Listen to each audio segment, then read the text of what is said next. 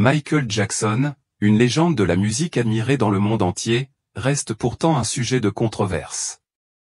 Certains pensent qu'il est allé au paradis, tandis que beaucoup sont convaincus que Dieu l'a rejeté il y a longtemps. Le témoignage d'aujourd'hui apporte une preuve incroyable qui vous fera reconsidérer son véritable destin. Une fan de Michael est décédée et a vécu une expérience de mort imminente où elle l'a revu, non pas sur une scène glorieuse, mais en enfer, où son âme endurait une souffrance inimaginable. Les dernières paroles qu'il lui a adressées vous choqueront et pourraient vous servir de leçon pour vous empêcher de vous éloigner de Dieu. Cette histoire n'a pas pour but de menacer ou d'accuser qui que ce soit. Mais si vous voulez vraiment comprendre le salut, écoutez attentivement. Laissez un commentaire en disant Amen avec votre nom et votre ville afin que nous puissions prier pour vous, en demandant à Dieu de vous protéger et de vous guider sur le chemin de la lumière. Si vous avez soutenu la chaîne en nous adressant de grands remerciements, nous apprécions sincèrement votre précieuse contribution. C'est une graine de foi que vous semez pour votre âme. Abonnez-vous à la chaîne pour ne rien manquer d'autres histoires d'éveil en ces temps difficiles. Écoutons maintenant son témoignage. Je m'appelle Mika. Je suis écrivain, j'écris des livres sur la foi et je parle du Seigneur. Chaque fois que je me souviens de cette expérience, mon cœur tremble encore de peur. Je veux vous dire une chose. Dieu voit tout ce que vous faites. Il entend chacune de vos paroles. Rien ne peut lui être caché. Et si vous ne vous repentez pas, un jour vous devrez en payer le prix. Ma vie a changé à jamais après avoir frôlé la mort pendant 15 jours, lorsque je suis entré en enfer. C'est là que j'ai rencontré mon ancienne idole, Michael Jackson. Je n'arrivais pas à croire ce qui se passait sous mes yeux. Mais d'abord, laissez-moi vous expliquer pourquoi j'ai vécu cette expérience. J'ai passé de nombreuses années à écrire des livres sur le cheminement de la foi. J'y expliquais comment surmonter la douleur et apprendre à pardonner grâce à l'amour de Dieu. J'ai aussi parlé devant des foules, partageant l'espoir et la force que procure le retour à lui. Une semaine avant que tout cela n'arrive, je me suis agenouillé en prière dans une petite pièce. La lumière des bougies vacillait sur l'autel et mon cœur murmurait au Seigneur. Je lui ai demandé de me donner l'opportunité de partager mon histoire avec davantage de personnes, non seulement celles qui croient déjà, mais aussi celles qui sont perdues. J'ai ressenti un fort besoin, comme si Dieu ouvrait une nouvelle porte. Puis un miracle s'est produit. J'ai reçu un courriel m'invitant à participer à un programme spirituel. J'étais assis dans mon bureau, je venais de terminer ma prière, le cœur encore empli de paix. La lumière du soleil traversait la fenêtre, illuminant une petite croix et une vieille Bible posée sur le bureau. J'ai ouvert la boîte de réception et j'ai vu les mots « Invitation à participer à un programme spirituel ». Mon cœur battait la chamade. J'ai lu le courriel. Chaque mot me semblait une confirmation divine. Il voulait que je raconte mon histoire. J'ai fondu en larmes, non pas de tristesse, mais de gratitude. Ce n'était pas seulement une invitation, mais un signe clair que Dieu avait entendu ma prière. Je lui avais demandé de me donner l'occasion d'avertir les gens que l'enfer existe, mais qu'il est encore temps d'y retourner. Et il m'a exaucé de la manière la plus miraculeuse qui soit. Cette opportunité a été un immense privilège. J'ai senti Dieu à mes côtés, guidant chacune de mes paroles, m'aidant à surmonter des souvenirs douloureux pour partager le message suivant, l'enfer existe. Mais la porte du salut est toujours grande ouverte. Je ne savais pas que quelques jours plus tard, une tempête du destin m'entraînerait dans une obscurité terrifiante. Avant de recevoir l'invitation à rejoindre le programme spirituel, ma vie était un tourbillon. Chaque jour, je courais d'une ville à l'autre, préparant des discours, rencontrant des lecteurs et partageant l'amour de Dieu. J'adorais mon travail, mais il m'épuisait.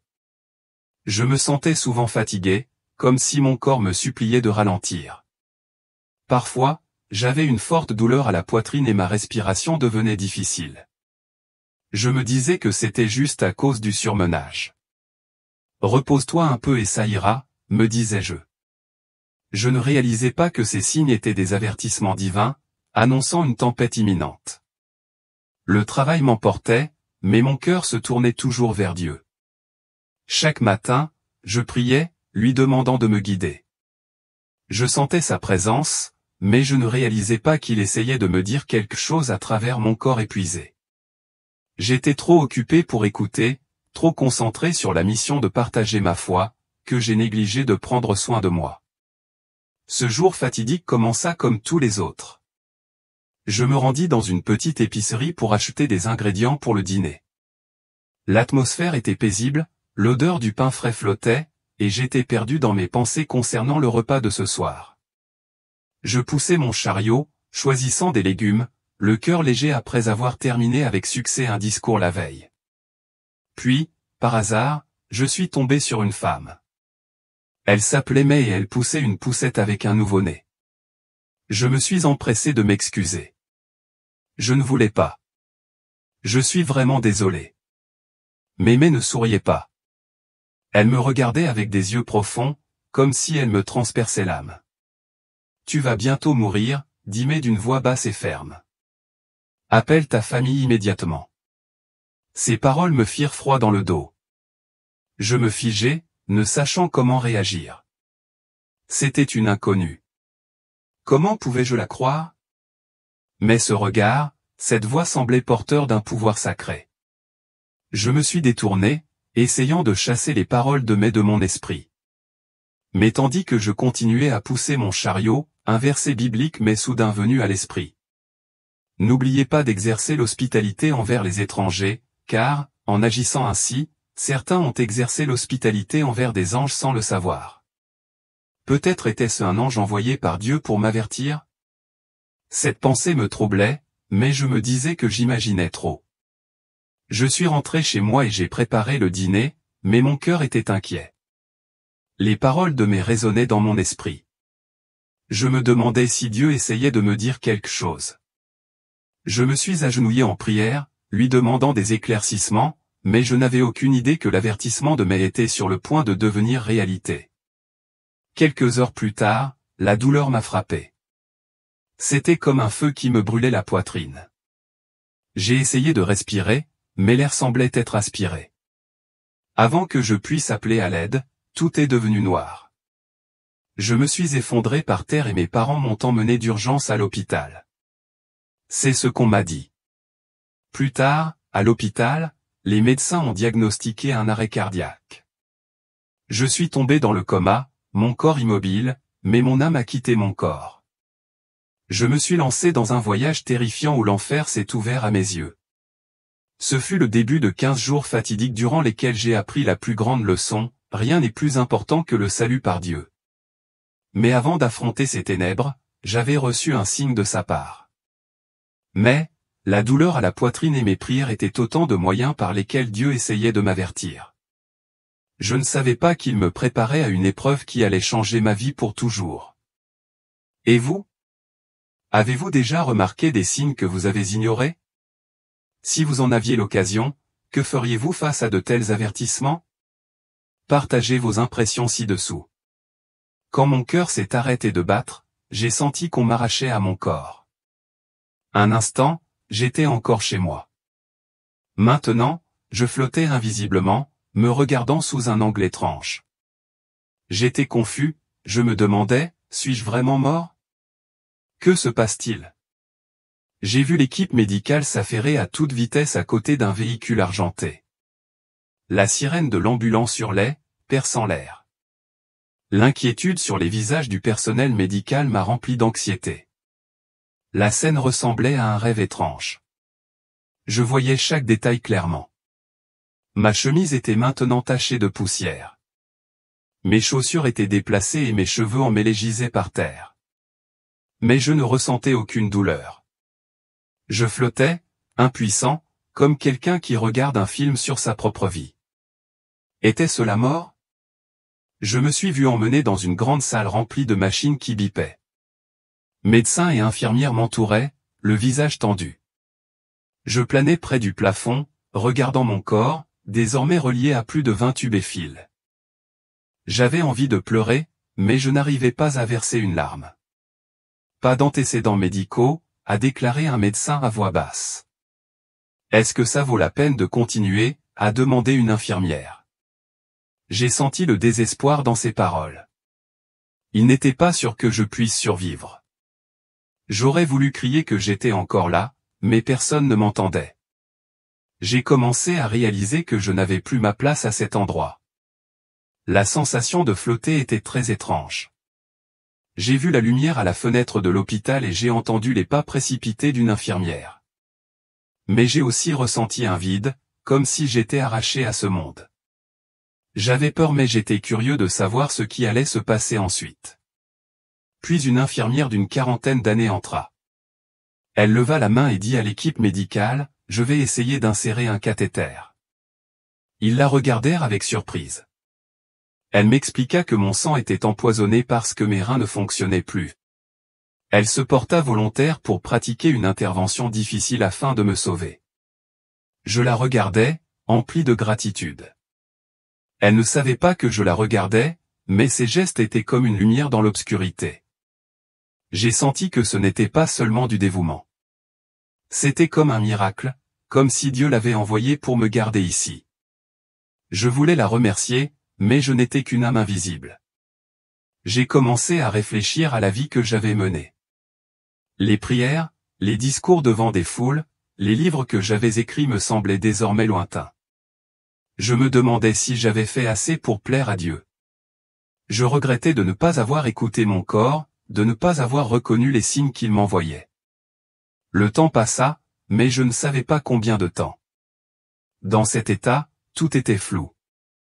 J'ai vu de la lumière dans le couloir de l'hôpital et j'ai entendu les médecins chuchoter. Mais j'ai aussi ressenti une autre attraction, plus forte, comme si elle voulait m'emmener plus loin. J'avais peur, je ne voulais pas quitter ce monde, mais je ne savais pas comment y rester. L'intervention de l'infirmière m'a redonné espoir. Elle a soigneusement inséré le cathéter dans mon corps. J'ai vu de la sueur sur son front, ses mains tremblaient légèrement, mais fermement. J'ai ressenti l'amour dans ce qu'elle faisait, comme si Dieu agissait à travers elle. J'ai prié en silence, lui demandant de me donner une chance de vivre. Mais alors, un autre sentiment m'a envahi. Je me suis senti aspiré dans un lieu sombre. La chambre d'hôpital, l'infirmière et les machines ont disparu. J'ai essayé de m'accrocher, mais l'attraction était trop forte.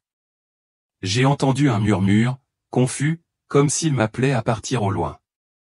Je ne savais pas où j'allais. La sensation de flotter s'est transformée en chute. J'ai vu l'obscurité m'entourer, froide et lourde. J'ai paniqué, me demandant si c'était là que j'allais finir. Je n'étais pas prêt, mais je ne pouvais pas m'arrêter. À ce moment-là, j'ai réalisé que j'entrais dans un autre monde, l'enfer.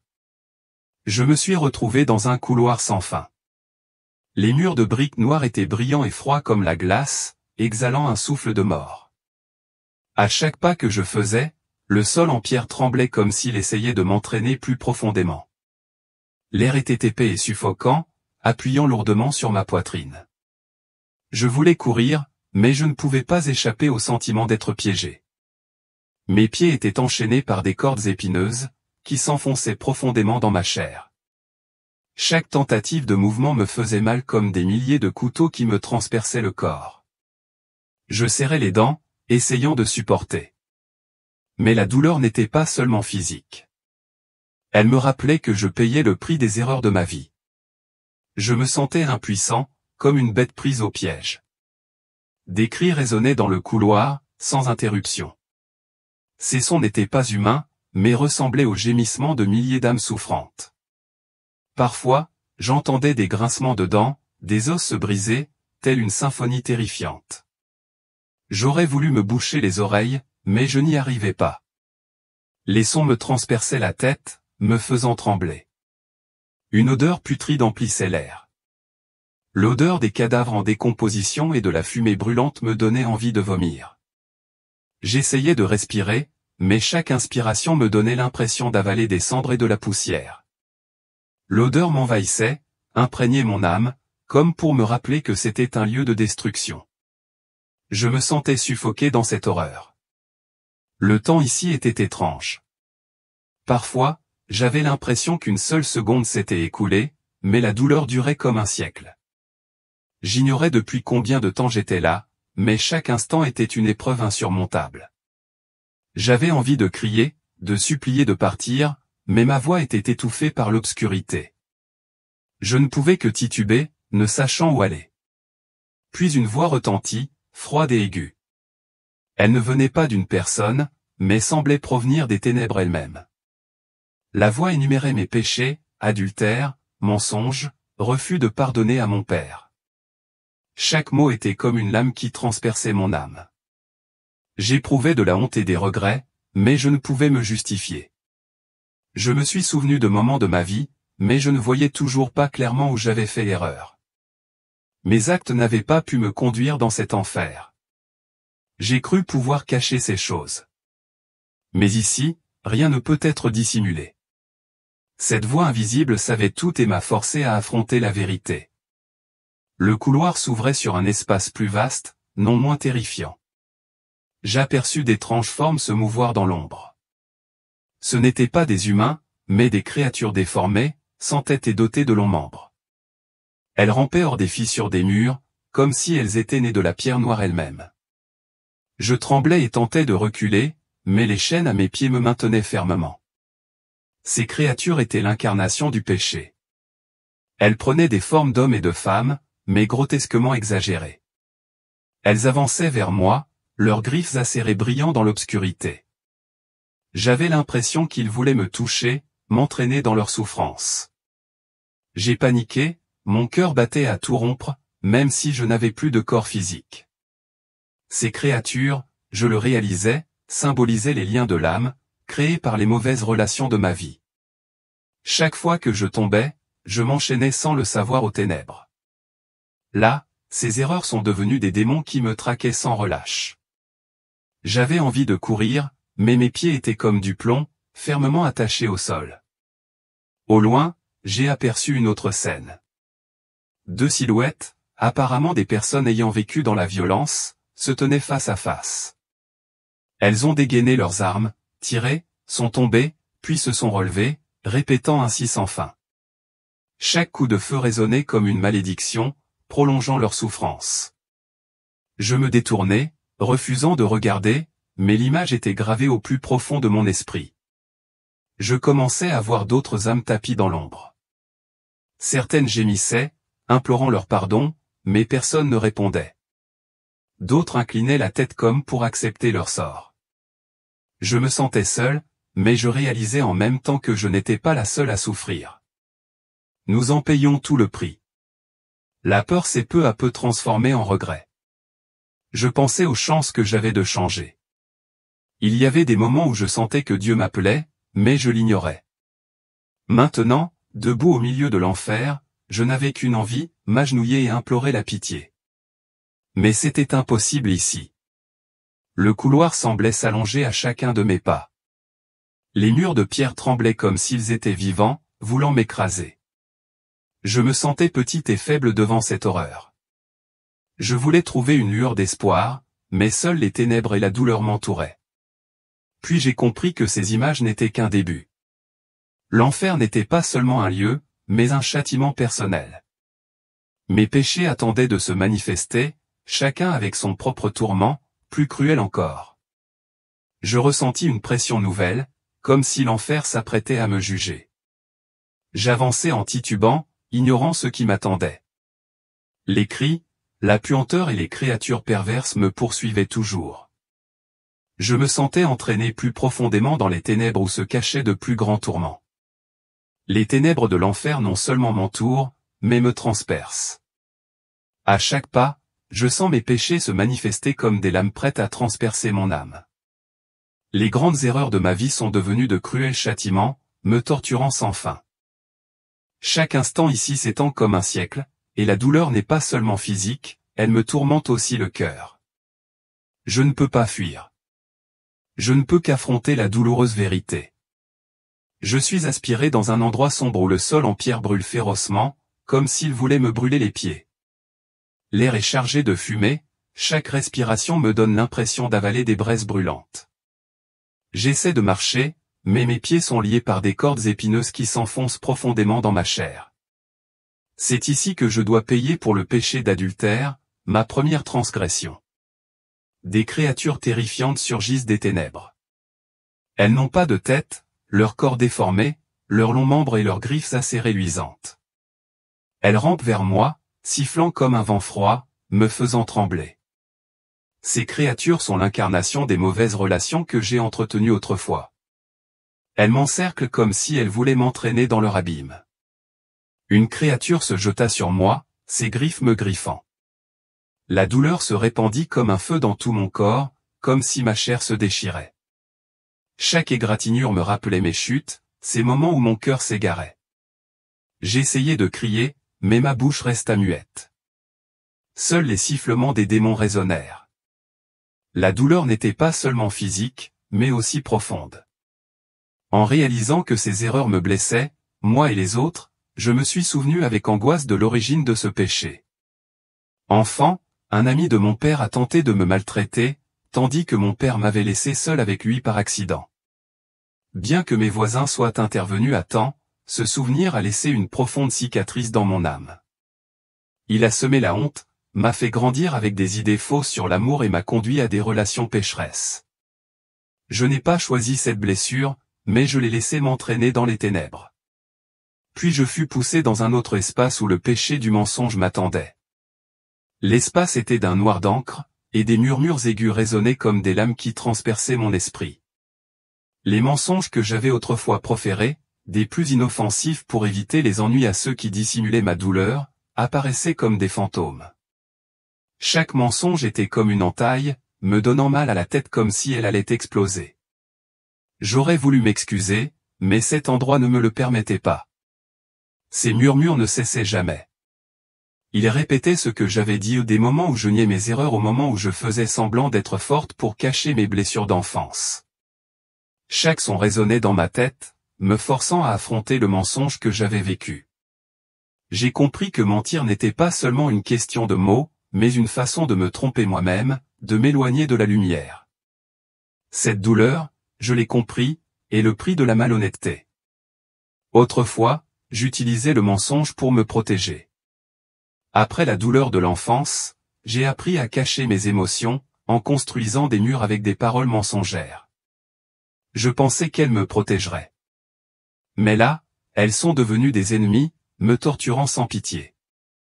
J'aurais voulu m'agenouiller et implorer le pardon, mais mon corps était incapable de bouger. L'enfer ne m'offrait pas une échappatoire facile. J'ai ensuite dû affronter le péché du manque de pardon. J'ai vu un immense mur de feu flamboyer avec acharnement, me séparant de l'image de mon père. J'ai tenté de m'approcher, voulant lui dire que je lui avais pardonné, mais les flammes ont surgi, me brûlant. Chaque incendie brûlait l'amertume que j'avais gardée, mais me rappelait aussi que je l'avais gardée trop longtemps. La douleur s'est propagée dans mon corps, mais la douleur dans mon cœur était plus intense. Je me suis rappelé pourquoi je ne pouvais pas pardonner. Après l'incident, quand j'étais jeune, j'en ai voulu à mon père de ne pas m'avoir protégé. J'ai laissé l'amertume grandir, dressant un mur entre nous. Je pensais que le ressentiment me rendrait plus forte, mais là, c'est devenu le feu qui m'a consumé. J'ai réalisé que le manque de pardon ne blessait pas seulement mon père, mais emprisonnait aussi mon âme. Au milieu des torchers, j'ai vu d'autres âmes souffrir. Dans un coin, deux silhouettes se tiraient dessus, tombaient, puis se relevaient, répétant ainsi l'histoire à l'infini. Cet acte était comme un châtiment éternel, me rappelant que l'enfer ne pardonne à personne. Je me détournai, refusant de regarder, mais l'image resta profondément gravée dans ma mémoire. Je n'étais pas le seul à en payer le prix. La douleur de la torture m'épuisait. Je voulais tomber, abandonner, mais l'enfer ne me le permettait pas. Chaque punition était comme un miroir, me forçant à voir clairement mes erreurs. Je regrettais de ne pas avoir changé quand j'en avais l'occasion, d'avoir ignoré les avertissements de la vie. Mais au milieu de la douleur, j'ai senti une lueur d'espoir, comme si une lumière existait encore quelque part, m'attendant. J'ai réfléchi à l'origine de ces péchés. Ils ne provenaient pas d'une mauvaise intention, mais de blessures que je n'ai jamais guéries, les abus durant l'enfance, l'amertume envers mon père et les mensonges pour la dissimuler. Toutes ces chaînes m'entraînaient dans les ténèbres. J'ai réalisé que, même si je n'avais pas choisi ces souffrances, j'avais choisi de vivre avec elle plutôt que de chercher la guérison. Le regret m'envahissait, mais je ne savais pas comment y remédier. Au milieu de la souffrance, j'ai commencé à comprendre que l'enfer non seulement punit, mais révèle aussi la vérité. Ces châtiments, bien que cruels, étaient pour moi des moyens de voir clairement à quel point j'avais mal vécu. J'aspirais au pardon. Mais là, il n'y avait pas de réponse. Je ne pouvais qu'endurer, espérant qu'un jour la lumière me trouverait. En titubant, j'ai aperçu d'autres ombres dans l'obscurité. Certaines me semblaient familières, comme des visages du monde du spectacle. J'ai su qu'eux aussi avaient souffert, punis pour leurs erreurs. J'ai réalisé que l'enfer ne fait aucune distinction. Chacun doit en payer le prix. Que pensez-vous des blessures et des erreurs du passé qui peuvent persister et affecter notre vie présente? Vous êtes-vous déjà senti prisonnier d'émotions négatives comme le ressentiment, le regret ou la malhonnêteté? Si oui, comment les avez-vous surmontées et trouvé la guérison? N'hésitez pas à partager votre histoire ou vos réflexions ci-dessous afin que nous puissions cheminer ensemble et trouver la lumière dans l'obscurité. Les ténèbres de l'enfer m'envahissaient toujours. Mais désormais, je n'étais plus seul. En titubant dans les couloirs de la souffrance, je rencontrais d'autres âmes torturées pour leurs erreurs. Certains visages me semblaient familiers, comme des étoiles qui brillaient autrefois sur terre. Parmi eux, une silhouette m'a stupéfié, Michael Jackson, entouré de démons endurant une souffrance inimaginable. Cette image s'est gravée profondément dans mon esprit, transformant à jamais ma vision du monde du spectacle. Je suis entré dans un vaste espace où le sol en pierre fissurée irradiait une chaleur digne d'un crématorium. L'air était chargé de fumée noire, me faisant tousser de façon incontrôlable. Autour de moi, gémissements et cris se mêlaient en une symphonie terrifiante. Au centre, je voyais Michael Jackson, non pas la star éblouissante, mais une âme brisée, sans cesse punie. Des démons l'entouraient, de grandes créatures aux griffes rougeoyantes comme des charbons ardents. Il déchirait ses vêtements, laissant des déchirures brûlantes sur son âme.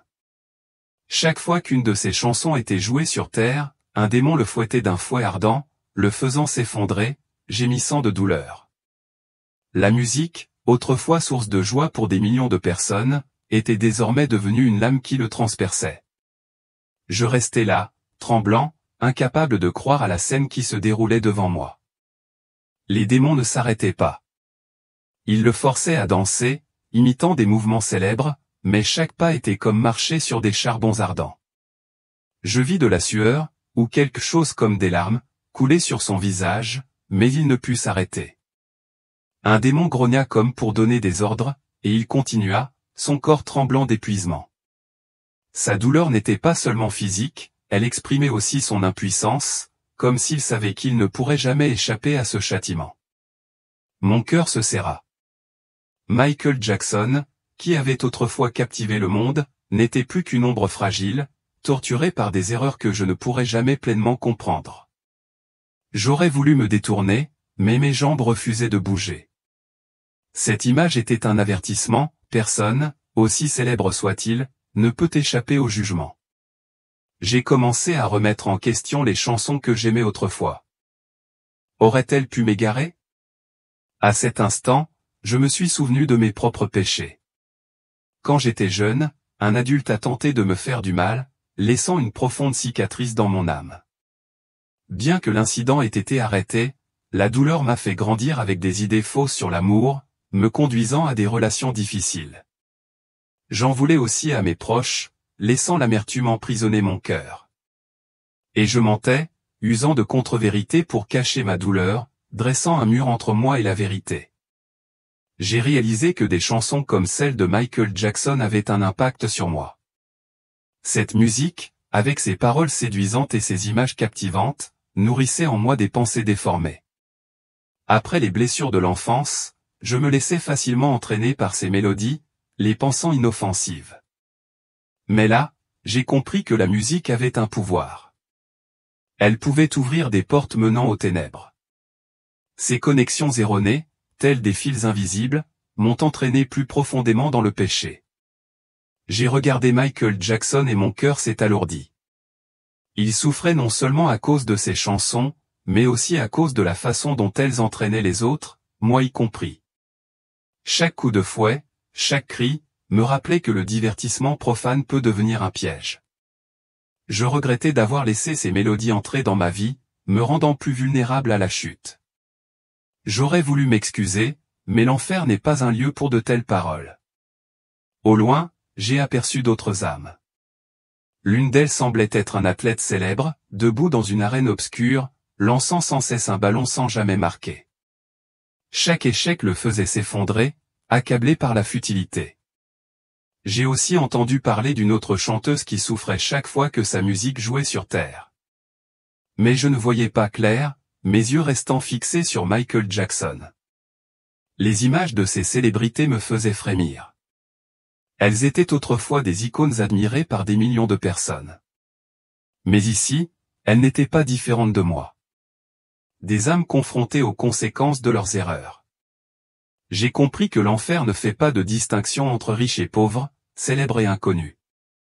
Nous devons tous en payer le prix, et personne ne peut y échapper. Au milieu de la souffrance, j'ai commencé à réfléchir à la musique que j'aimais autrefois. Les chants profanes, même certains qualifiés de chrétiens, avaient été mon réconfort. Mais là, je voyais qu'ils pouvaient porter des chaînes invisibles, enchaînant les âmes aux ténèbres. Je me suis souvenu d'une chanson entendue à l'hôpital, dont les mélodies m'apaisaient. Mais maintenant, je me demandais s'il me guidait vraiment vers la lumière. La décision d'abandonner cette musique m'est venue comme une lumière dans l'obscurité. J'ai compris que pour me libérer des liens du passé, je devais me défaire de ce qui m'avait autrefois entravé. Les chansons, aussi belles soient-elles, peuvent ouvrir des portes vers l'obscurité, surtout lorsque je suis vulnérable à cause de vieilles cicatrices. J'ai ressenti une force nouvelle, comme si je coupais les liens qui m'entouraient autrefois. Mais en enfer, cette décision n'était qu'une faible lueur d'espoir. Le châtiment de Michael Jackson continuait. Les démons le fouettaient sans relâche, le forçant à danser, bien qu'il ait failli s'effondrer. Je voulais aider, mais j'étais impuissant, je ne pouvais que regarder. Cette scène était une dure leçon, ce que nous laissons sur terre musique, parole, acte peut avoir des conséquences éternelles. J'ai prié en silence, espérant qu'un jour la lumière le toucherait.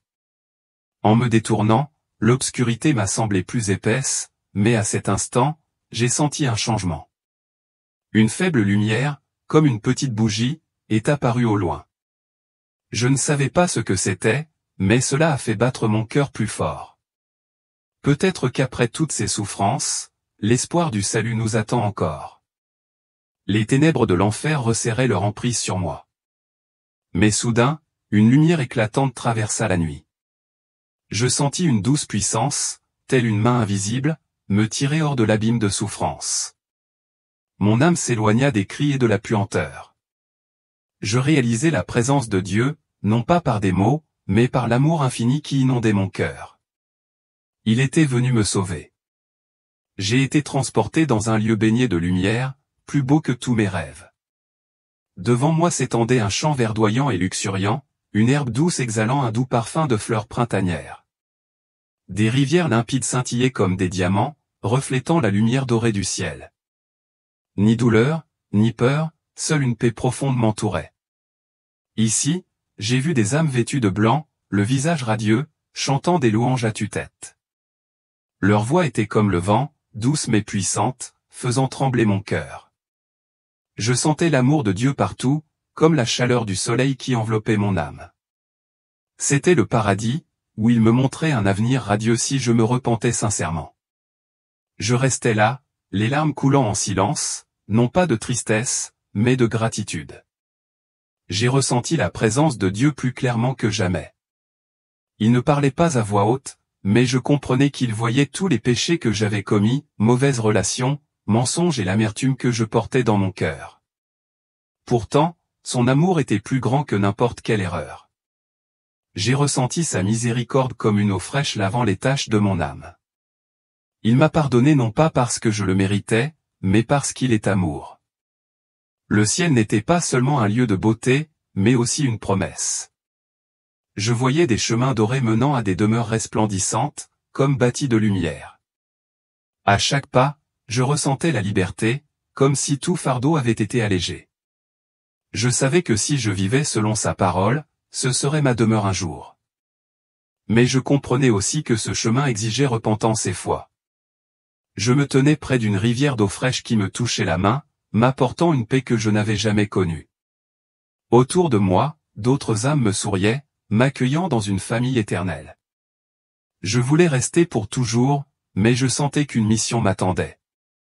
Puis une voix forte et douce résonna, comme le chant du vent dans les champs, « Tu t'es égaré, mais je te pardonne. » Dieu a dit, « Mon amour est plus grand que tous les péchés, et je te donne l'occasion de revenir. » Ces paroles étaient comme une eau fraîche lavant les taches de mon âme. Je me suis agenouillé, les larmes coulant silencieusement, non pas de tristesse, mais de profonde gratitude. J'ai senti sa miséricorde toucher chaque recoin sombre de mon cœur. Les erreurs que j'avais commises, les mauvaises relations, les mensonges, l'amertume que je ressentais semblait maintenant s'évanouir devant son amour infini. Il ne m'a pas fait de reproches, mais m'a enveloppé de lumière, accueillant chez lui un enfant perdu. Je voulais y rester pour toujours, mais je savais qu'il avait un plan plus grand. « Tu retourneras sur terre », a poursuivi Dieu d'une voix à la fois autoritaire et chaleureuse. « Dis-leur que l'enfer existe, mais que j'attends toujours d'être sauvé. Mon amour surpasse toutes les tentations passagères. » J'entendais chaque mot, le cœur battant. Les plaisirs comme le sexe, la drogue ou l'alcool, dit-il, ne sont que des ombres comparées à sa grâce éternelle. Je levai les yeux, contemplant la lumière éclatante devant moi, bien que je ne puisse voir sa forme. Je ressentis son amour plus fort que tout ce que j'avais jamais connu. « Je te confie cette mission, déclara-t-il. Avertis-les, afin que les âmes perdues puissent retrouver le chemin de moi. » Ces paroles étaient comme une flamme qui s'allumait en moi. Cette mission me faisait trembler, mais me remplissait de détermination. Je repensais à ce que j'avais vu en enfer, les âmes souffrantes, les châtiments horribles. Je ne voulais pas que quiconque subisse un tel tourment.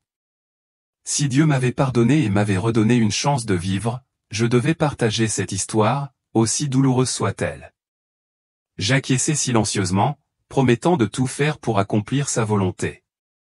Le ciel commença à s'estomper comme un tableau se dissolvant dans la lumière.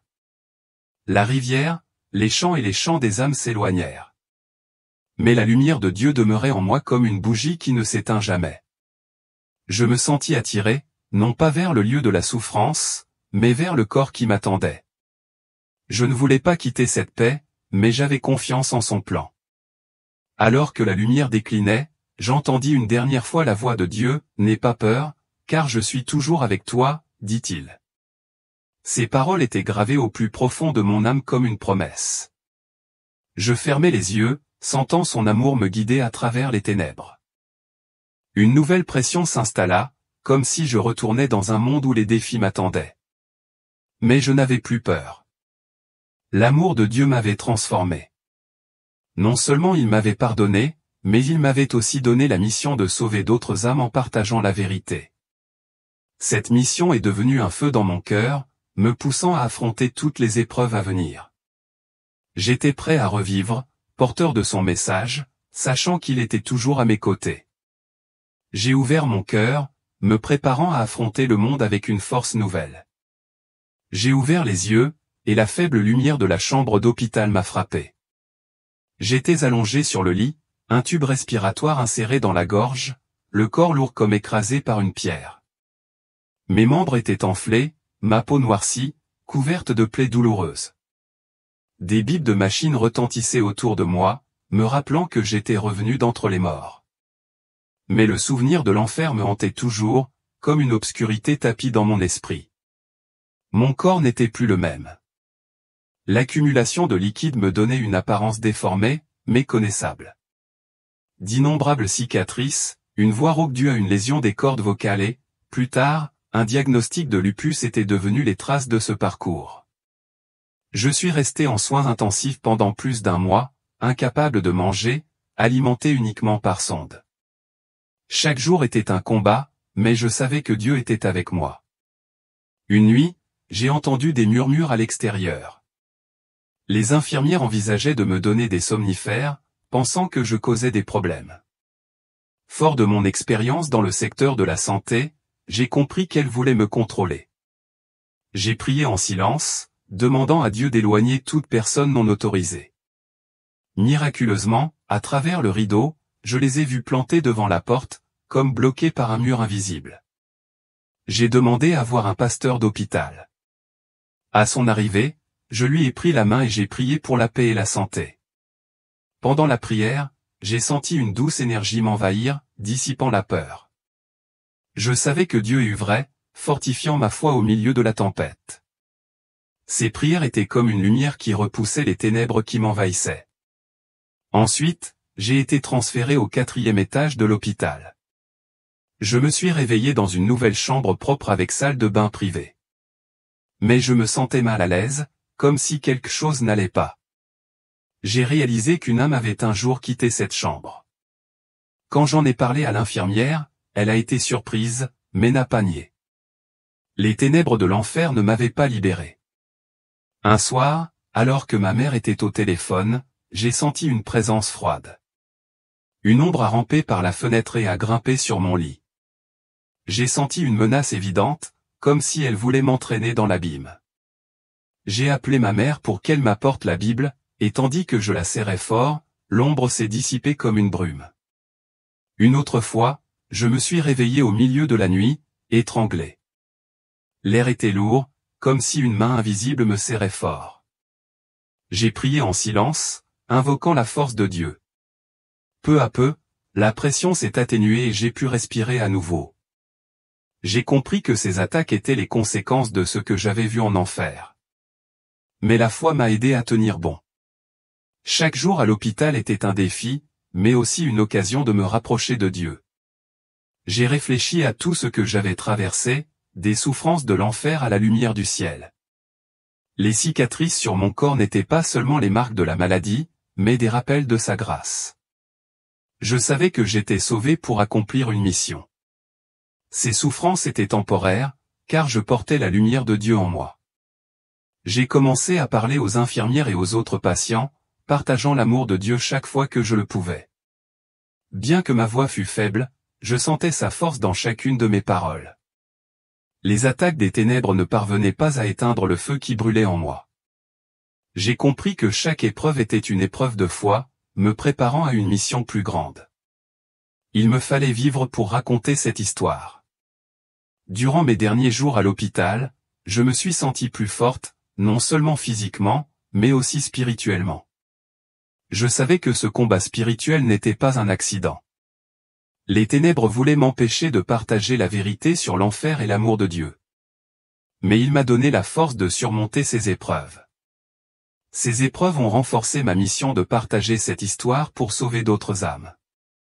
J'étais prête à aller de l'avant, portant sa lumière. J'ai traversé les ténèbres les plus profondes, affronté des châtiments terrifiants et été sauvé par l'amour infini de Dieu. Ce voyage m'a donné la mission d'appeler chacun à revenir à lui avant qu'il ne soit trop tard. Peu importe à quel point vous vous êtes égaré, peu importe à quel point vous vous sentez indigne, Dieu est toujours prêt à vous accueillir à bras ouverts. Je partage cette histoire pour que vous compreniez que l'enfer est réel, mais que sa grâce est plus grande que tous les péchés. Aujourd'hui, je vous invite à vous repentir et à rechercher sa lumière. Les cicatrices sur mon corps et la maladie dont je souffre me rappellent quotidiennement ce que j'ai enduré. Ce ne sont pas des signes d'échec, mais la preuve de mon salut. Je sais que je ne suis qu'un invité temporaire sur cette terre, et mon plus grand espoir est de rencontrer le Père Céleste. Ces souffrances sont incomparables à l'amour qu'il me porte. J'espère que vous aussi trouverez cet espoir dans votre cœur. Je vous mets en garde contre les pièges de ce monde, en particulier les divertissements profanes. La musique, les films ou les images impures peuvent ouvrir la voie aux ténèbres. Ils créent des chaînes invisibles qui lient votre esprit et votre âme à des choses qui vous éloignent de Dieu. J'étais autrefois absorbé par des chansons que je croyais inoffensives, mais elles nourrissaient des pensées déformées qui me rendaient plus vulnérable à la chute. Je vous encourage à prier Dieu pour qu'il vous aide à reconnaître ce que vous devez éviter. Ces chaînes ne sont pas seulement des tentations. Elles ont aussi un pouvoir spirituel. Elles peuvent affecter vos pensées, vos émotions et même votre santé. J'ai déjà subi les attaques d'esprits maléfiques qui tentaient de me replonger dans les ténèbres. Mais grâce à la prière et à la foi, j'ai été libéré. Vous pouvez aussi briser ces chaînes en vous tournant vers Dieu et en vivant selon sa parole. Mon cheminement ne s'est pas arrêté après l'hôpital. J'ai continué à écrire des livres, à parler devant des foules et à partager cette histoire avec tous ceux qui voulaient bien l'écouter. Chaque fois que je la raconte, je perçois plus clairement ma mission, aider les âmes perdues à trouver la lumière. J'ai connu l'enfer et le paradis, et je sais que le chemin vers Dieu est le seul qui vaille la peine d'être emprunté. J'espère que mon histoire éveillera en vous le désir de changer. Je vous invite à prendre un moment de réflexion. Comment vivez-vous? Y a-t-il quelque chose pour lequel vous devez demander pardon à Dieu? N'attendez pas, car le temps est plus court que vous ne le pensez. Agenouillez-vous, ouvrez votre cœur et laissez-le vous guider. Son amour est plus fort que toutes les tentations, et il attend ton retour. Je termine par une courte prière. Père, je te remercie pour ton amour et ta grâce. Je te prie de toucher le cœur de ceux qui entendent cette histoire. S'il te plaît, aide-les à se repentir, à trouver la lumière et à marcher avec toi. Je prie au nom de Jésus. Amen. Amen. Mon histoire n'a pas pour but de vous effrayer, mais de vous apporter de l'espoir. L'enfer existe, mais le paradis aussi. Chaque jour, je vis avec la volonté de partager la vérité afin que vous puissiez choisir le chemin qui mène à la lumière. Je suis sauvé, et vous pouvez l'être aussi. Commencez dès aujourd'hui avec un cœur ouvert et une prière sincère. Après le voyage douloureux et difficile de Michée, l'histoire du salut et du grand amour de Dieu est loin d'être terminée. Les expériences de mort imminente révèlent non seulement une lueur d'espoir, mais aussi les terrifiantes réalités cachées de la vie de l'âme après avoir quitté ce monde. Vous êtes-vous déjà demandé ce qu'est vraiment l'enfer? Est-ce juste une histoire destinée à effrayer, ou une réalité terrifiante que peu de gens connaissent? Je ne souhaite à personne de finir en enfer après sa mort. Le simple fait d'être ici signifie que vous avez déjà franchi un pas hors des ténèbres. Mais je crois que vous devez connaître l'enfer.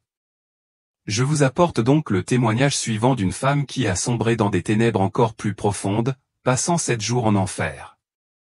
Son histoire vous fera frémir et réfléchir au sort de l'âme et à l'amour salvateur de Dieu. Bienvenue dans Eternal Bible Stories, où nous partageons de véritables expériences de mort imminente, des récits qui ont le pouvoir de changer votre vie. Aujourd'hui, je vais vous raconter l'une des histoires les plus terrifiantes que nous ayons jamais entendues. Elle n'était pas une meurtrière. Elle n'était pas une personne mauvaise. Pourtant, à sa mort, elle n'est pas allée au ciel. Au lieu de cela, elle fut entraînée dans un lieu horrible dont elle n'avait jamais cru l'existence, l'enfer. Pourquoi une personne qui la croyait innocente serait-elle entraînée dans les profondeurs de l'enfer? Dieu l'avait-il abandonnée? Mais surtout, qu'a-t-elle vu qui la bouleversait à chaque fois qu'elle en parlait? Cette histoire pourrait changer à jamais votre vision de la vie, de la mort et du salut. Mais attention, ce que vous allez entendre n'est pas pour les âmes sensibles. Écoutons maintenant son témoignage bouleversant. Je tiens à remercier Eternal Bible Stories de m'avoir donné le courage de raconter cette histoire, car, à vrai dire, j'ai profondément honte de moi-même. Après avoir entendu mon histoire, je n'attends pas votre pardon, mais j'espère que vous serez indulgents avec moi. C'est pourquoi je choisis de rester anonyme. Si quelqu'un me reconnaît, merci de garder le silence. Il m'est extrêmement difficile de raconter tout cela, mais je dois le faire. Non pas pour me justifier ou m'excuser, mais parce que la vérité, aussi douloureuse soit-elle, est tout ce qui me reste. Je sais que j'avais tort. Je sais que j'ai vécu de la pire des manières, ne pensant qu'à moi, à l'argent, à un succès éphémère. Je ne recherche ni jugement ni pitié. Mais s'il me reste une chance, si je peux encore me faire entendre, j'espère que quelqu'un comprendra. Ma vie était un mensonge bien ficelé. Je dirigeais une boutique en ligne de chaussures bon marché en provenance de Chine, et pourtant je les présentais comme des chaussures haut de gamme en cuir véritable. Je trompais mes clients avec des descriptions alléchantes, des images retouchées et de faux avis. Si quelqu'un se plaignait, je le refaisais avec des phrases comme « Vous auriez dû lire plus attentivement, vous avez mal compris » ou « Je ne peux pas vous rembourser ». Je me persuadais que je ne faisais rien d'illégal, que c'était simplement du business. J'ai gagné beaucoup d'argent. J'ai voyagé dans des destinations luxueuses, dîné dans les restaurants les plus chers et me suis offert tous les plaisirs que l'argent pouvait offrir. Mais je n'ai jamais pensé à mon âme. Je ne me suis jamais inquiété de ce qui adviendrait après ma mort. Je croyais que tant que je n'enfreignais pas la loi, je n'avais rien à craindre. Et Dieu? Oui, bien sûr, j'avais entendu parler de lui, mais il n'avait jamais été une préoccupation sérieuse pour moi. Je priais rarement, peut-être seulement dans les moments difficiles, et même alors, sans véritable foi. L'enfer, juste un conte de fées pour ceux qui avaient besoin de la peur pour bien se comporter. Je n'étais pas une mauvaise personne, juste astucieuse. Je savais simplement tirer parti des opportunités mieux que les autres. Je n'aurais jamais imaginé que le plus beau moment de ma vie puisse tourner au drame en une seule seconde. Ce jour-là, je profitais de vacances luxueuses dans un complexe hôtelier extravagant, où tout semblait trop parfait pour être vrai. Le ciel était d'une clarté cristalline et la lumière dorée du soleil miroitait sur l'immense piscine, transformant sa surface en un miroir paradisiaque. L'air était chargé d'un délicat parfum de fleurs tropicales, mêlé à la douce brise marine, créant une atmosphère de sérénité absolue. Je me disais que je vivais les jours les plus heureux de ma vie, richesse, statut social et tout ce dont on peut rêver. Je n'aurais jamais pu imaginer qu'en quelques instants seulement, je franchirais la frontière entre la vie et la mort. Debout au bord du bassin, je sentais mon corps déborder d'énergie tandis que je contemplais l'eau bleue cristalline en contrebas. Sauter dans la piscine était devenu une seconde nature pour moi, un mouvement si familier que je pouvais l'exécuter sans réfléchir. Rien ne pouvait aller de travers. J'en étais absolument convaincu. J'ai pris une grande inspiration, prête à m'élancer dans les airs et à savourer l'exaltante sensation de liberté en plongeant dans l'eau fraîche et rafraîchissante. Mais à cet instant précis, j'étais loin de me douter que le destin s'apprêtait déjà à me frapper d'un coup dévastateur. Je sautais dans les airs, sentant le vent me caresser la peau avant de plonger à une vitesse que j'avais déjà connue des centaines de fois. Mais cette fois, quelque chose clochait. L'impact est survenu avant même que je réalise mon erreur. Une force énorme m'a traversé le crâne et ma tête a heurté violemment le fond de la piscine, provoquant un bruit sourd et profond qui a résonné dans ma tête. La douleur explosa comme des milliers d'aiguilles transperçant mon cerveau, irradiant du sommet de ma tête jusqu'à chaque nerf de mon corps. Je ne pouvais pas crier. Je ne pouvais pas bouger. Je ne pouvais pas réagir. Tout s'est passé trop vite, trop soudainement. Une lumière blanche aveuglante a brillé devant mes yeux, obscurcissant ma vision un bref instant. Puis l'obscurité totale m'a englouti, m'entraînant dans un abîme de néant. Pourtant, j'étais toujours conscient. J'existais encore, même si mon corps ne me répondait plus. J'essayais de bouger mes membres, mais rien ne se passait. Comme coupé de moi-même, j'essayais d'écouter, mais aucun son ne provenait du monde extérieur. Seul un silence absolu et étouffant pesait sur moi. Une vague de panique m'envahit lorsque je réalisai que j'avais perdu tout contrôle. Je ne sentais plus l'eau autour de moi. Je ne savais plus si je flottais ou si je coulais. Je ne savais même plus si j'étais encore humain ou juste un esprit errant, à la dérive dans un vide infini. Et puis je l'ai ressenti, un froid terrifiant. Ni celui de l'eau, ni celui de la brise nocturne qui me caressait la peau. C'était tout autre chose, une présence, invisible et pourtant indéniable, qui me touchait, s'infiltrait dans chaque fibre de mon être. C'était si froid que j'en frissonnais.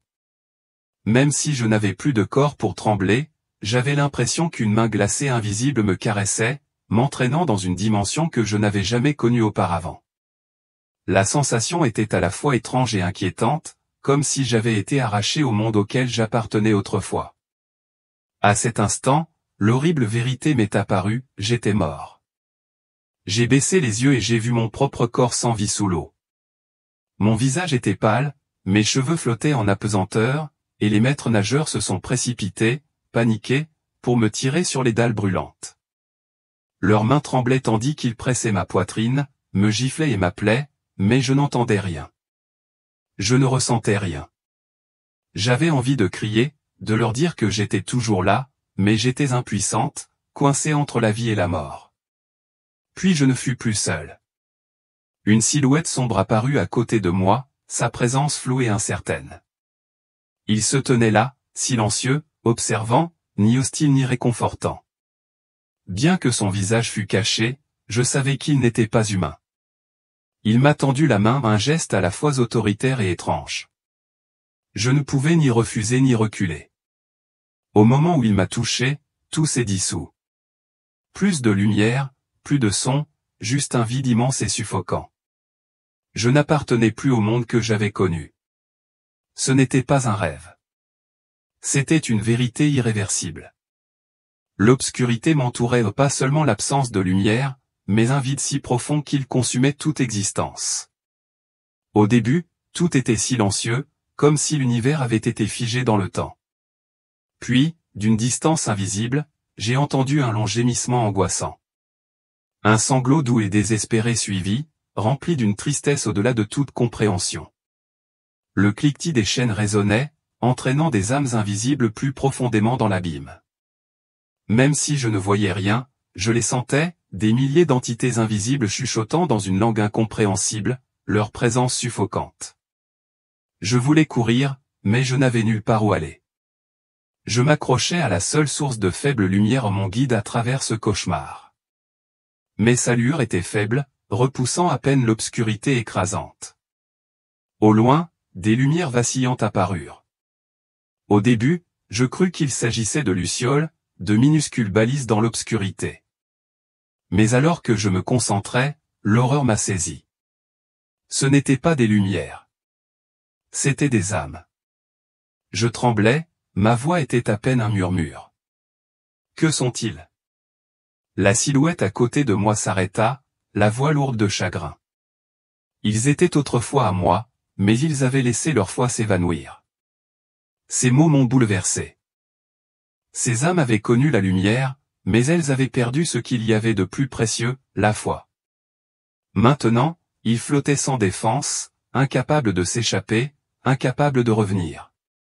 Nous avons continué à avancer, mais l'air s'est épaissi et l'obscurité est devenue plus lourde, pesant sur mon âme. Les cris autour de moi devinrent plus aigus, remplis d'une agonie insupportable. J'avais l'impression de descendre dans un endroit où aucune âme ne devrait jamais entrer. Et puis je l'ai vu, une silhouette colossale allongée, immobile dans l'ombre. Ce n'était pas humain, mais cela ressemblait vaguement à un homme. Un corps géant étendu sur le dos, des mains massives tendues vers le ciel comme pour implorer la miséricorde d'une force invisible. Ses doigts ressemblaient à des falaises imposantes, et des milliers de personnes s'y accrochaient, désespérées, frénétiques, luttant pour tenir le coup. Certains vacillaient au bord du gouffre, d'autres étaient poussés en avant, et beaucoup étaient déjà tombés, engloutis par l'abîme de feu en contrebas. L'horreur m'a frappé comme un coup de tonnerre. J'ai eu envie de me détourner, de fermer les yeux. Mais le cauchemar était implacable. Les cris, la souffrance, le désespoir brûlant. Tout était réel. Et à ce moment-là, j'ai compris. Ce n'était que le début. Nous nous sommes aventurés plus profondément dans l'obscurité sans fin, et j'ai perdu toute notion du temps et de la direction. Soudain, tout a changé. Je me suis retourné et je me suis retrouvé seul. Une froideur comme je n'en avais jamais connue m'enveloppa, et une peur primitive et instinctive s'abattit sur moi comme un raz-de-marée. La faible lumière qui m'avait guidé avait disparu. Puis les bruits ont commencé. Derrière moi, un gémissement étouffé, bas, guttural, rempli de souffrance. Puis un sanglot doux et pitoyable, comme si quelqu'un pleurait dans l'ombre, implorant la miséricorde. Puis vint le son le plus horrible de tous, le souffle rauque et déformé de quelque chose qui n'était plus humain. Quelque chose bougeait dans l'obscurité. Au début, un frisson me parcourut l'échine. Puis une secousse soudaine. Quelque chose ou quelqu'un me tirait les cheveux. Je sentis des griffes s'enfoncer dans mes épaules, déchirant ma chair avec une précision impitoyable. Je hurlai et me débattis, mais plus je me débattais, plus leur emprise se resserrait. Je me jetai en avant et me mis à courir. Je courais à l'aveuglette, sans direction, sans savoir où j'allais, avec seulement la certitude que si je m'arrêtais, je serais déchiqueté. Jésus, où es-tu? Jésus, sauve-moi. Je ne te vois pas. J'ai crié dans l'obscurité. Mais il n'y a eu aucune réponse. Seulement des rires, froids, cruels, et de plus en plus forts. Devant moi, un étroit couloir apparut, s'étendant à perte de vue vers l'inconnu. Il n'y avait ni mur, ni chemin clair, juste un tunnel d'obscurité mouvante qui semblait se resserrer à chaque pas. Des flammes vacillaient par intermittence, me laissant entrevoir brièvement les horreurs qui m'entouraient. Et puis, dans cette lueur vacillante, j'ai enfin vu ce qui me poursuivait. Des démons, des créatures tordues et grotesques, au corps méconnaissable. Leurs bouches béantes dégoulinaient d'une épaisse salive gris-vert, comme s'ils mouraient de faim depuis une éternité. Leur souffle était saccadé, fiévreux de faim, et leurs yeux, fentes noires et vides, brûlaient d'une haine pure et impitoyable. Puis une lumière apparut, un éclat soudain et aveuglant, si intense qu'il me brûla les yeux. Tout s'arrêta. Les créatures qui me poursuivaient se retournèrent, paniquées, et disparurent dans l'obscurité devant moi. La lumière devint plus forte, et au plus profond de mon âme, je sus qui c'était. Je tombai à genoux, sanglotant, serrant sa robe. Seigneur, pourquoi m'as-tu laissé seul? Pourquoi es-tu parti? Regarde ce qu'il voulait me faire. S'il te plaît, sors-moi d'ici. Je ne veux pas rester ici. Mais son visage restait solennel, son regard profond et indéchiffrable, et j'avais l'impression que mes supplications ne suffisaient pas. Je ne t'ai jamais quitté. Sa voix résonnait, ferme et inimitable, tranchant toutes mes peurs. J'étais toujours avec toi. Même dans les moments où tu te croyais seul, j'étais là. Même lorsque tu prenais mon silence pour de l'abandon, je ne t'ai jamais quitté. Mais maintenant, je veux que tu vois quelque chose. Il me prit la main et nous entrâmes dans un endroit comme je n'en avais jamais vu. L'air était lourd, empreint d'une puanteur repoussante. Les murs de pierre étaient couverts de crasse et de moisissures. Le sol était glissant, trouble, comme s'il était imprégné de quelque chose de vivant et de pourrissant. Cet endroit s'étendait comme un labyrinthe de grottes creusées dans la roche. Une prison souterraine d'âmes tourmentées. J'y voyais des visages émaciés, leurs yeux creux emplis d'une horreur incessante, leurs bouches ouvertes dans des cris silencieux. Jésus, aie pitié. Sors-moi d'ici. Je t'en supplie. Les cris me transperçaient l'âme. Mais Jésus marchait en silence, l'expression inchangée, le regard fixe. Je tremblais, incapable de regarder directement les visages affaissés derrière les barreaux. Mais soudain, j'ai aperçu quelqu'un dans l'une des cellules obscures. Une silhouette familière était assise, immobile. Ses cheveux étaient blancs, son dos voûté, comme si elle portait un invisible fardeau de douleur. Grand-mère. Elle se tourna vers moi et des larmes jaillirent de mes yeux. C'était ma grand-mère. Elle me regarda avec une expression de tristesse et de désespoir insupportable. Je m'agrippai au barreau, la poitrine serrée. Grand-mère, pourquoi es-tu ici? Tu as fait tant de bien. Tu as aidé tant de gens. Tu as donné aux pauvres. Tu as accueilli des sans-abri. Pourquoi es-tu emprisonné ici? Je me suis tourné vers Jésus, la voix brisée. Seigneur, s'il te plaît, donne-moi une réponse. Pourquoi quelqu'un d'aussi bien que ma grand-mère est-il ici? Jésus me regarda, le regard triste mais ferme. Les bonnes actions sans moi sont vaines, dit-il d'une voix calme mais perçante. Elle a fait beaucoup de bonnes œuvres, mais elle ne m'a jamais accepté. Elle croyait que ses actions pourraient la sauver, mais elle ne m'a jamais ouvert son cœur. Pire encore, c'était une idolâtre. Elle vénérait tout ce qui se présentait à elle, s'appuyant davantage sur les objets que sur moi. C'est pour cela qu'elle est ici. Ces paroles me firent l'effet d'un coup au ventre. J'y repensai et compris la vérité. Ma grand-mère avait toujours des statues religieuses, des amulettes et des talismans, leur parlant comme s'ils détenaient un pouvoir. Elle n'avait jamais vraiment cherché Jésus. Je la regardais, les larmes aux yeux. Grand-mère, tu peux invoquer Jésus maintenant. Tu peux te repentir. Tu peux t'échapper de cet endroit. Elle pleura, mais avant qu'elle puisse prononcer un mot, une ombre se précipita vers elle. Une main griffue se tendit vers elle, accompagnée d'un rire guttural et moqueur. Des flammes s'enflammèrent sous ses pieds, s'élevant rapidement, léchant son corps frêle, la consumant dans une agonie inimaginable. J'ai crié pour essayer de l'atteindre, mais Jésus m'a retenu. Les œuvres ne sauvent pas, a-t-il dit.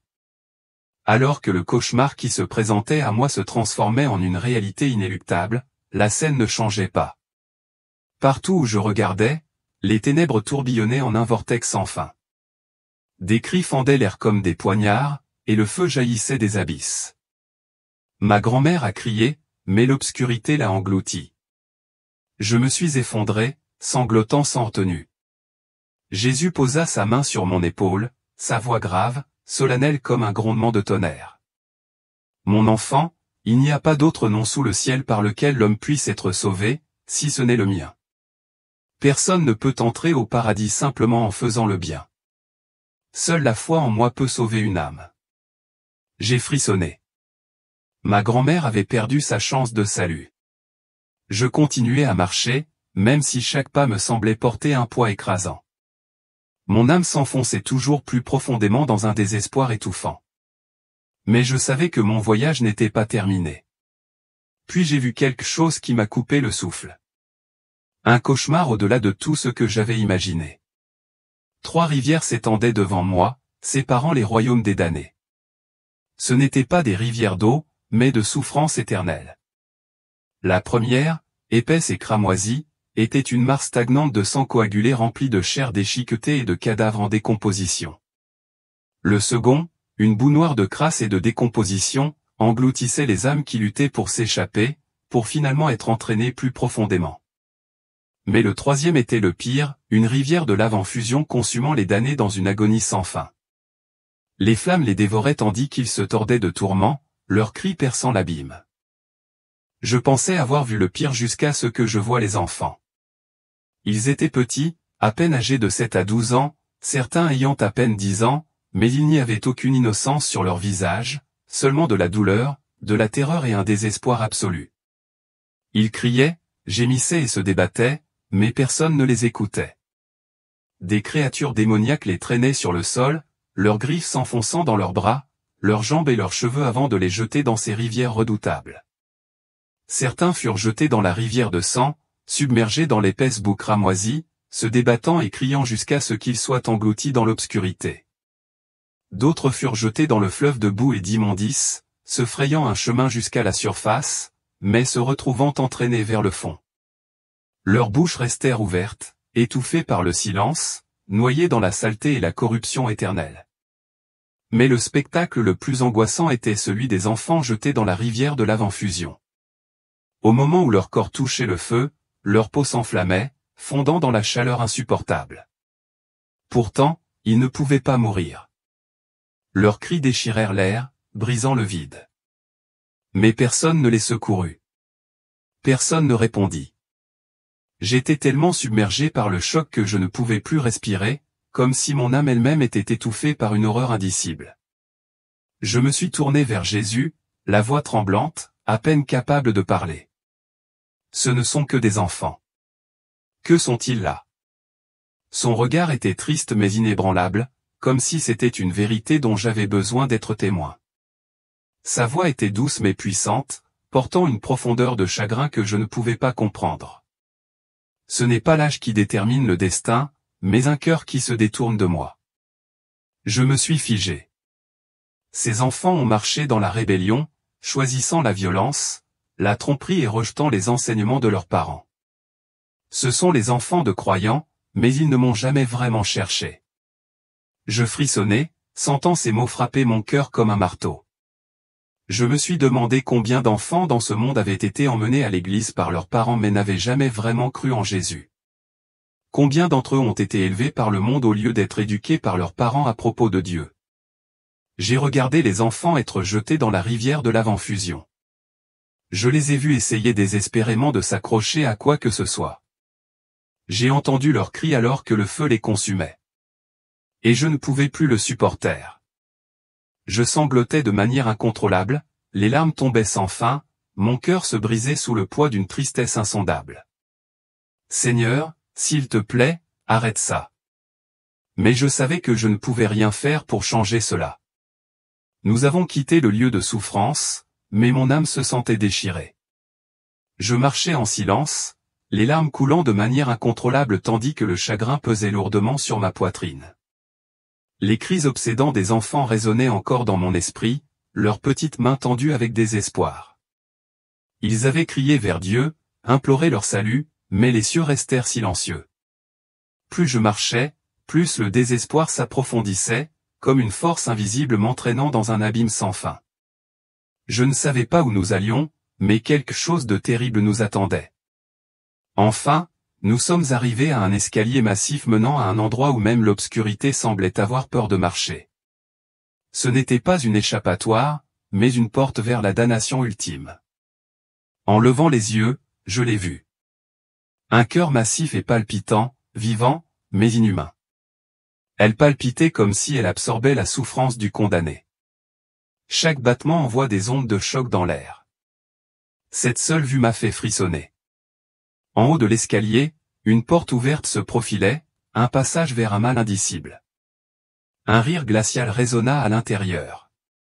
Un son si contre nature que mon âme recula de terreur. L'air vibrait. Des objets invisibles s'écrasèrent et l'escalier trembla comme s'il était suspendu au-dessus d'un vide sans fond. La peur me serrait la poitrine. Je me suis tourné vers Jésus, mais il était parti. J'étais seul. Au moment où j'ai réalisé cela, l'obscurité s'est déplacée. Des démons sont apparus. Des créatures grotesques et tordues enveloppées de fumée, leurs yeux brillants de malice. Ils portaient des chaînes et des fers, leurs sourires monstrueux s'étendant de manière anormale sur leur visage.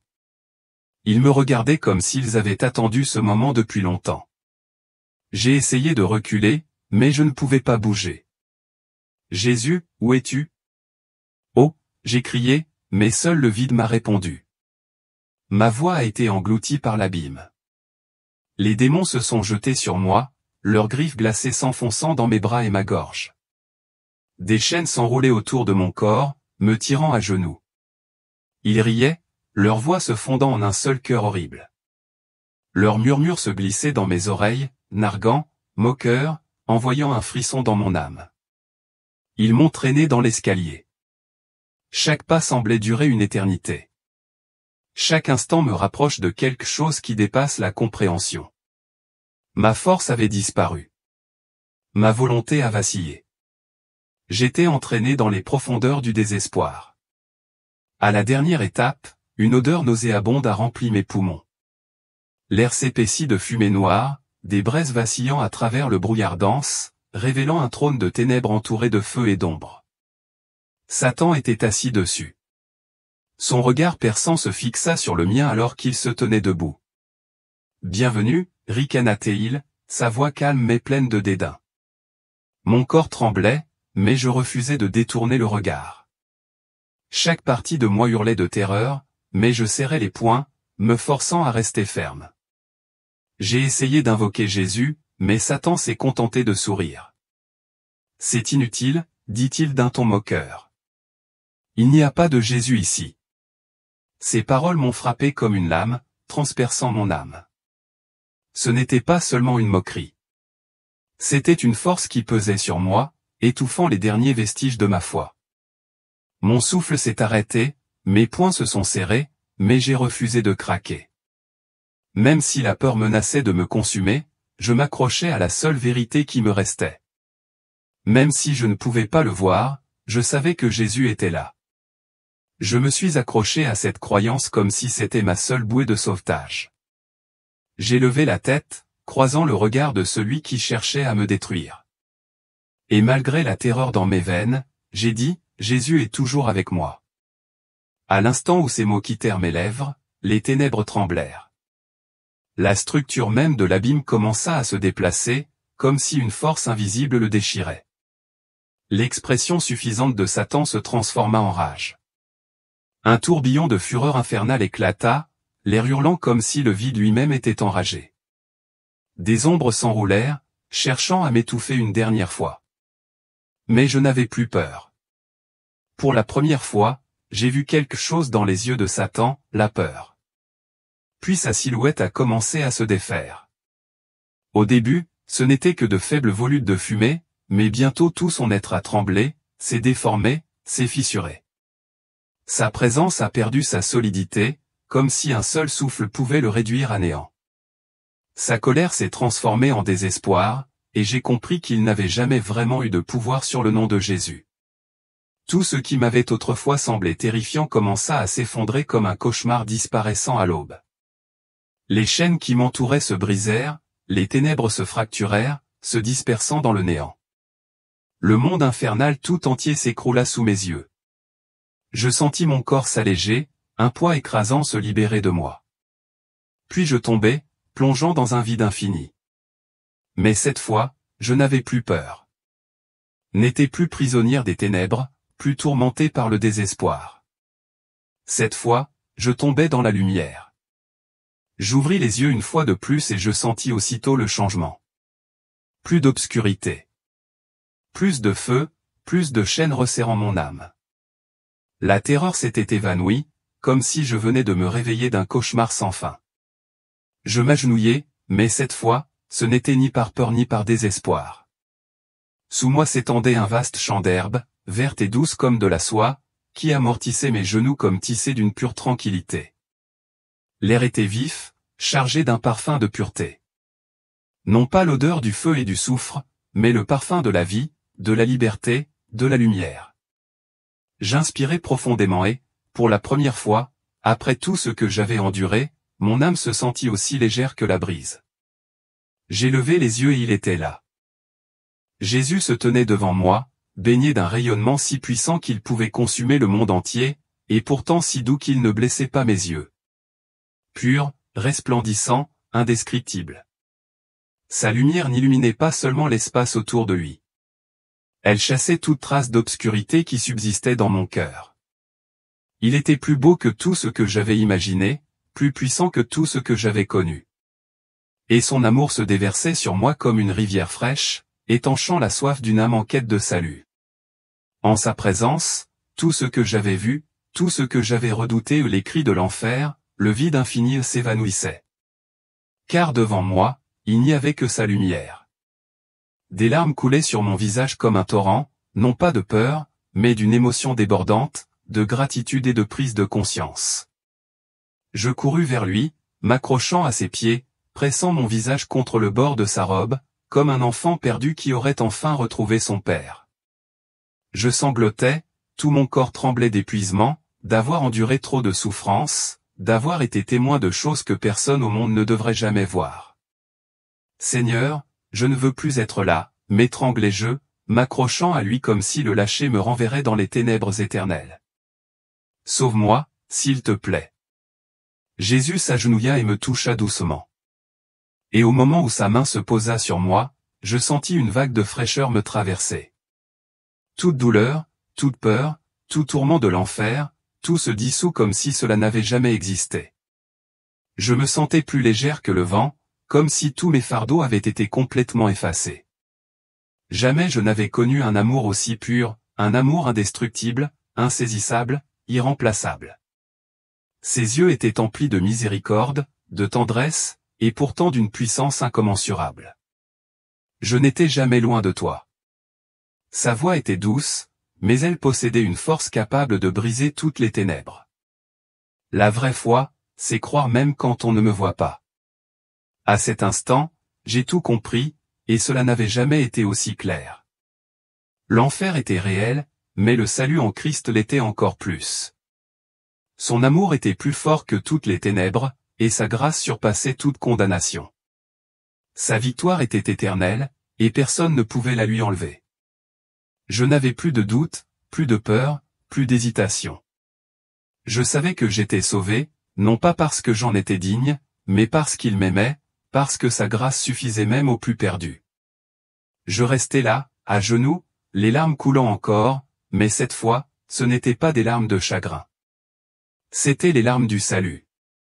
L'histoire d'aujourd'hui touche à sa fin, mais le message qu'elle véhicule continue de résonner. Frères et sœurs, si vous avez lu jusqu'ici, je voudrais vous demander une chose, veuillez indiquer dans les commentaires le pays d'où vous écoutez ou simplement écrire « Amen » pour prouver que vous avez bien reçu ce message et partager vos impressions. C'est l'un des témoignages les plus émouvants que j'ai jamais entendus. Une révélation puissante qu'on ne peut ignorer. Je vous en supplie, ne gardez pas ce témoignage pour vous. Partagez-le avec tous vos amis, votre famille, vos groupes, partout où vous le pouvez. Quelqu'un doit l'entendre. Quelqu'un doit savoir que l'enfer est réel, mais que le salut en Jésus-Christ est encore plus réel. Si ce n'est pas déjà fait, abonnez-vous à la chaîne et activez les notifications, nous continuerons à partager des messages qui peuvent sauver des âmes. C'est urgent. C'est éternel. Jésus frappe à la porte. C'est le moment de